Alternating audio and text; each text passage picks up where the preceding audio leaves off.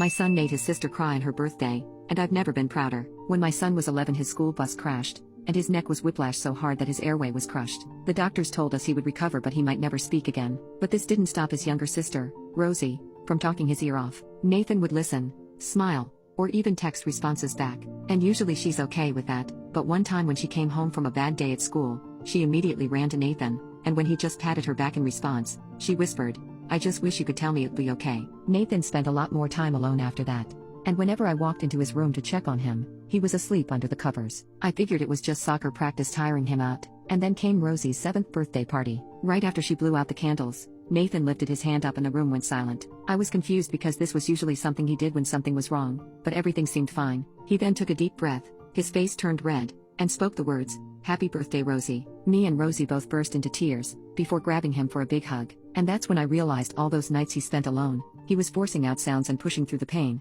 all for this moment. Rosie was jumping up and down like she was on a trampoline and repeating the words, "Nathan, you talked. You really talked." Nathan just smiled, his voice still raw, but his eyes brighter than I'd seen in years. Because for the first time since the accident, he wasn't just listening, he was heard.